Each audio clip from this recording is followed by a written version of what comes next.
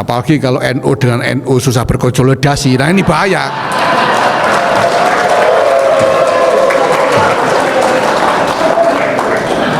Apalagi ada yang diajak berkonsolidasi tidak mau, nah ini bahaya sekali. Assalamualaikum warahmatullahi wabarakatuh.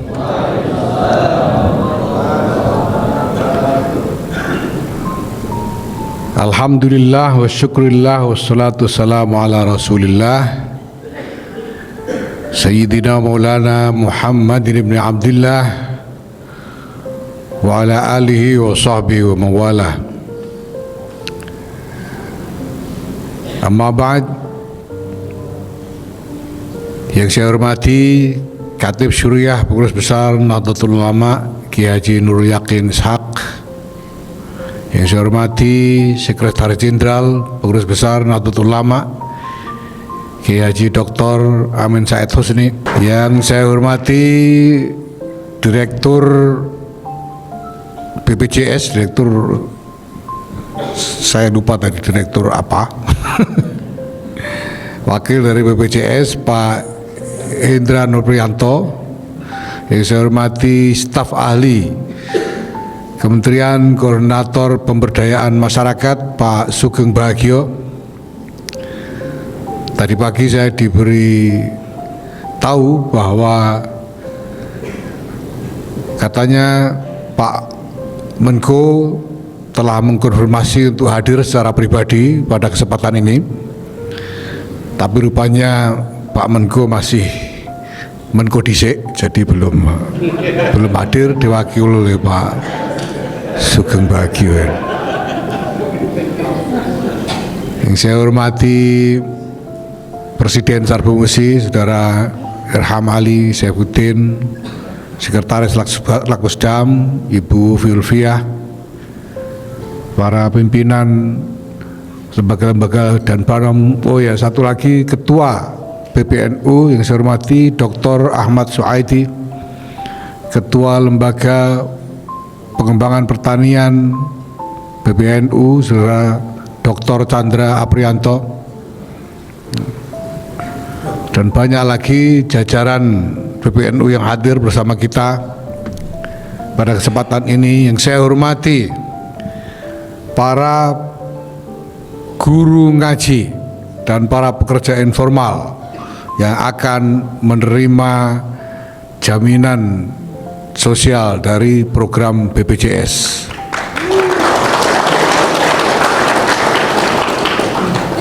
Alhamdulillah. Bapak Ibu sekalian yang saya hormati, sejak permulaan dari masa bakti Pengurus Besar Nahdlatul Ulama periode ini, saya dan teman-teman jajaran PBNU telah memancangkan satu komitmen bahwa Jam'iyah ini, organisasi ini, Jam'iyah Nahdlatul Ulama ini harus mampu menghadirkan khidmah yang nyata bagi warga. Khidmah yang nyata itu artinya adalah khidmah yang maslahatnya sungguh-sungguh dirasakan secara nyata oleh warga. Warga kita menurut laporan berbagai survei sudah tidak kurang dari separuh penduduk Indonesia ini mengaku sebagai warga Nahdlatul Ulama.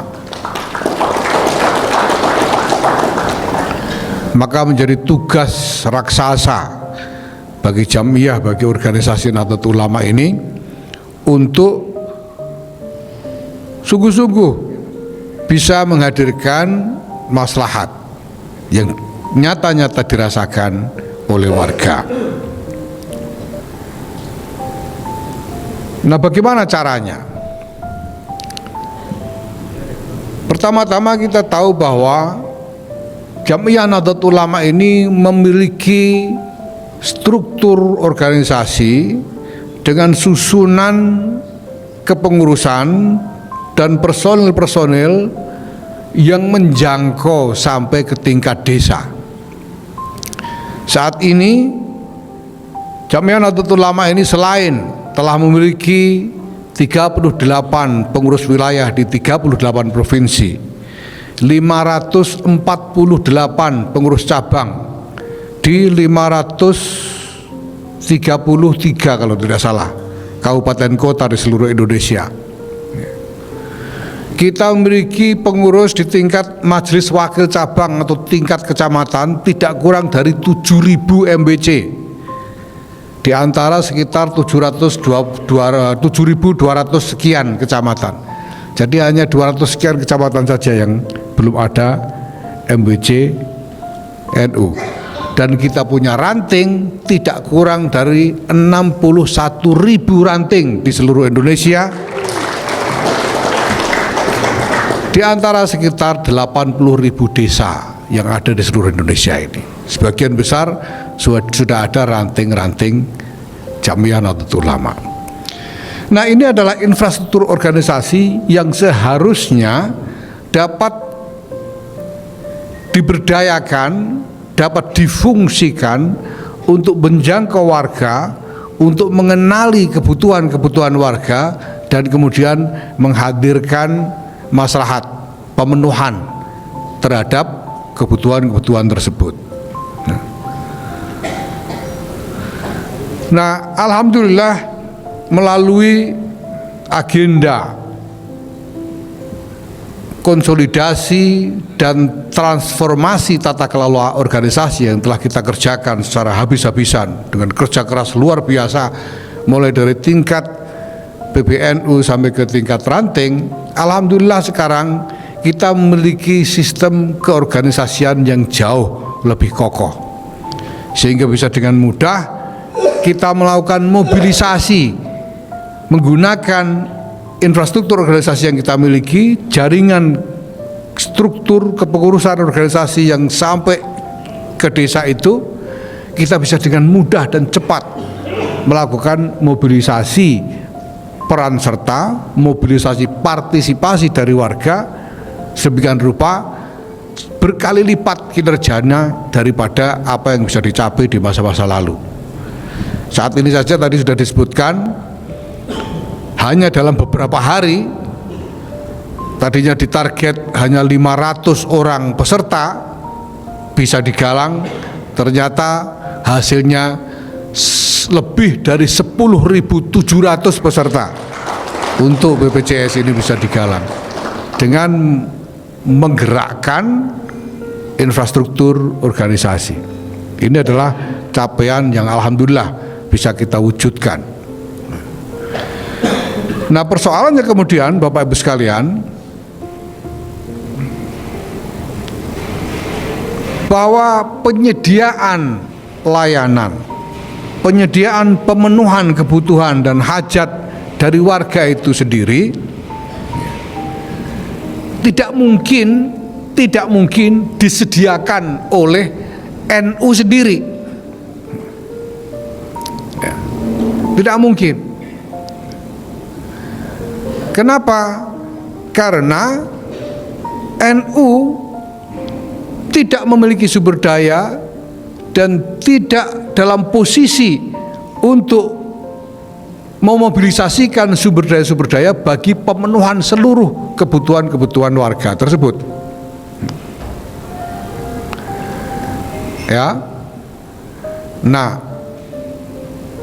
tapi pada saat yang sama kita juga mengerti bahwa warga Nahdlatul Ulama yang separuh dari penduduk Republik Indonesia ini adalah juga rakyat Indonesia. Maka mereka semua ada termasuk di dalam tanggung jawab dari pemerintah Republik Indonesia. Dan pemerintah memang dalam posisi berwenang untuk memobilisasikan sumber daya dan berkewajiban untuk mentasarrufkan sumber daya negara itu bagi sebesar-besar kesejahteraan rakyat. Oleh karena itu seharusnya negara yang bertanggung jawab untuk memenuhi kebutuhan rakyat Indonesia ini, termasuk kebutuhan dari warga Nahdlatul Ulama. Nah, di dalam realitas kita hari ini, Bapak Ibu sekalian, ya kita tahu itu jelas masuk akal. Kenapa? Karena pajak dan lain-lain masuknya ke kantong negara, ya. Dan NU ya hanya kadang-kadang saja mendapatkan bagian sedikit-sedikit. Maka tentu saja kewajiban untuk pemenuhan kebutuhan warga itu adalah kewajiban negara, dalam hal ini pemerintah. Nah, persoalannya pemerintah juga memiliki keterbatasan-keterbatasan, termasuk keterbatasan di dalam menjangkau warga masyarakat, penduduk, rakyat yang membutuhkan layanan dari negara atau pemerintah. Ini bisa kita lihat seperti apa yang sekarang ini sedang kita kerjakan bersama. Ketika pemerintah bersama dengan BPJS menyediakan layanan jaminan sosial untuk para pekerja informal dan pekerja rentan, serta untuk para guru ngaji, ya. Ada kendala bahwa infrastruktur birokrasi misalnya belum cukup untuk bisa menjangkau seluruh warga yang membutuhkan atau yang memiliki hak atas jaminan sosial tersebut. Di sisi lain, warga yang berhak ini juga banyak yang sebetulnya masih belum mengerti apa sebetulnya yang menjadi hak mereka dan bagaimana cara mendapatkannya. Ini guru-guru ngaji yang hadir di sini, saya mendapat laporan katanya ada 500 orang, tidak kurang dari 500 orang hadir di sini. Masya Allah, memang kalau ada rezeki kita selalu siap sedia untuk segera hadir. Alhamdulillah. Saya yakin sebagian besar sebelumnya tidak ngerti bahwa guru ngaji ini bisa dapat BPJS. Bahkan tidak ngerti BPJS itu apa. Apalagi cara mendapatkannya. Nah, itu banyak yang bilang betul-betul itu. Memang kenyataannya begitu. Ini guru-guru ngaji ini apalagi ngertinya tiap hari berangkat ke surau, ngadep santri-santri, ngajar ngaji, habis itu pulang lagi, ya. Ketemu istri diomeli, tinggal tidur dan seterusnya. Nggak ngerti BPJS itu apa. Sementara infrastruktur birokrasi yang menjadi instrumen pemerintah itu sendiri juga ada keterbatasan. Nah, saya kira hal yang sama juga dialami oleh para pekerja informal dan pekerja rentan lainnya. Itu pedagang-pedagang asongan, pekerja-pekerja misalnya tukang-tukang serabutan di kampung-kampung dan lain sebagainya. Mereka saya kira mungkin sebagian besar tidak mengerti hak mereka untuk mendapatkan BPJS ini, belum mengerti. Nah, dalam hal inilah saya kira Jam'iyah Nahdlatul Ulama ini dengan jaringan infrastruktur, instrumen organisasinya dapat berpartisipasi, membantu pemerintah sekaligus membantu warga untuk mendapatkan akses terhadap layanan-layanan pemerintah tersebut. Lakpesdam bersama lembaga-lembaga yang lain, mungkin Robito Ma'ahid atau LP Ma'arif dan lain-lain, membantu menggalang warga untuk memberikan penerangan kepada warga, informasi kepada guru-guru ngaji ini bahwa sebetulnya Bapak Ibu guru ngaji ini punya hak untuk mendapatkan BPJS, dan kemudian digalang, dibantu untuk mendapatkan akses sampai mendapatkan masing-masing fasilitas dari BPJS itu sendiri. Dan alhamdulillah hari ini kita akan luncurkan sekian ribu orang yang telah mendapatkan, tercatat sebagai peserta dari BPJS ini. Alhamdulillah.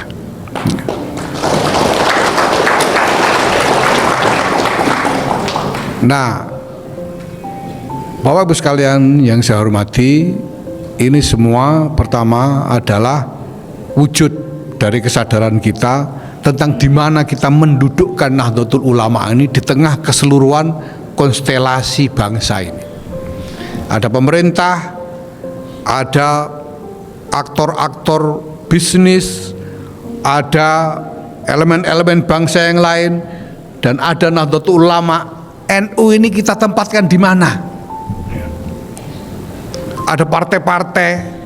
Kita harus menempatkan NU ini di tempat yang paling tepat, yang paling maslahat untuk rakyat dan sekaligus untuk negara. Maka di antara agenda transformasi yang dicanangkan oleh Pengurus Besar Nahdlatul Ulama, di samping konsolidasi organisasi adalah juga reposisi dari Nahdlatul Ulama ini di tengah konstelasi bangsa. Nahdlatul Ulama tidak boleh lagi ikut-ikutan di dalam apapun yang sifatnya merupakan kontestasi politik.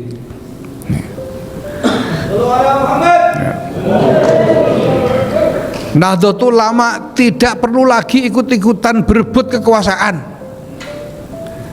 Nahdlatul Ulama tidak perlu lagi ikut-ikutan berebut jabatan-jabatan di pemerintahan. Yang dibutuhkan adalah Nahdlatul Ulama menempatkan diri sebagai jembatan antara pemerintah dengan rakyat. Ini yang sedang kita bangun bersama-sama. Dan ini sangat relevan dengan konteks realitas kita hari ini. Negara kita, bangsa kita hari-hari ini sedang menghadapi tantangan-tantangan yang luar biasa besar. Tantangan-tantangan yang mungkin belum pernah ada presiden sebelumnya. Sebelum ini belum pernah.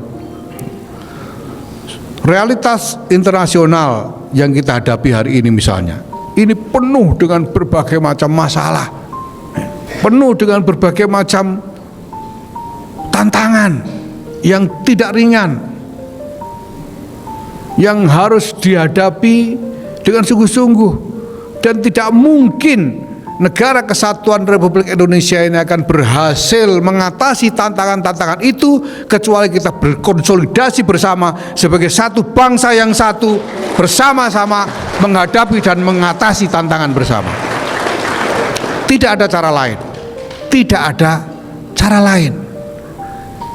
Sekarang ini adalah waktunya survival, waktunya bertahan di tengah gelombang dinamika yang luar biasa.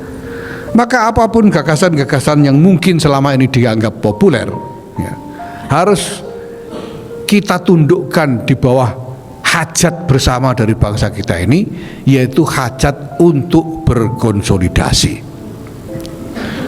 Selama ini mungkin, ya, sebelumnya populer dikotomi antara pemerintah sebagai penguasa dan rakyat sebagai pihak yang dikuasai. Ini cara berpikir yang dikotomis. Dikotomi antara negara yang memiliki wewenang dan masyarakat yang dikendalikan oleh negara misalnya. Saya kira pemikiran dikotomis semacam itu bukan satu-satunya perspektif yang bisa kita gunakan. Pada satu titik, terutama dalam konteks realitas kita hari ini, kita harus berpikir bahwa saat ini kita butuh rakyat berkonsolidasi dengan pemerintah, masyarakat berkonsolidasi dengan negara. Nah, kalau rakyat dengan rakyat susah berkonsolidasi misalnya, ya ini repot. Apalagi kalau NU dengan NU susah berkonsolidasi, nah ini bahaya.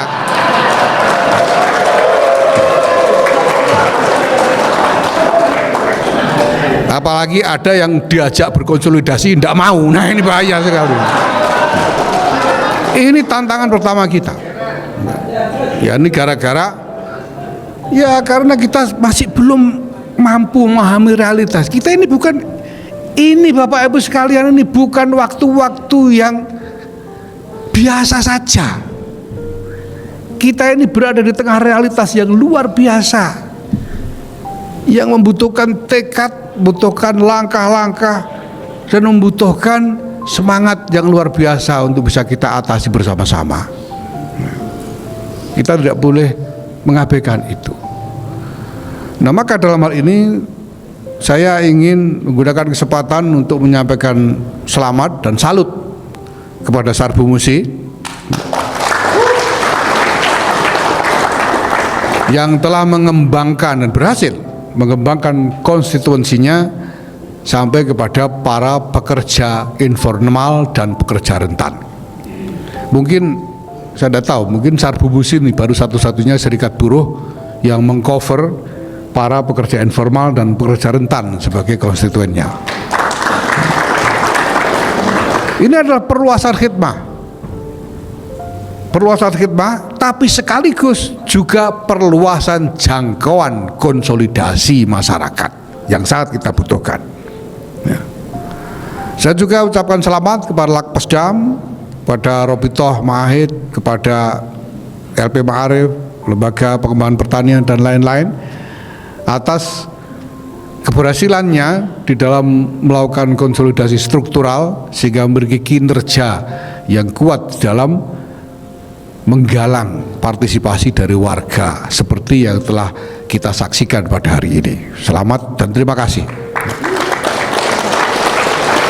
Mudah-mudahan khidmah kita semua ini sungguh-sungguh dicatat sebagai bagian dari rantai barokah Nahdlatul Ulama sejak para muassis jam'iyah yang mubarakah ini.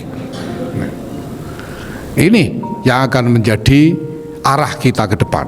Nahdlatul Ulama sebagai pusat khidmah ijtimaiyah dan khidmah diniyah untuk segenap rakyat dan bangsa Indonesia.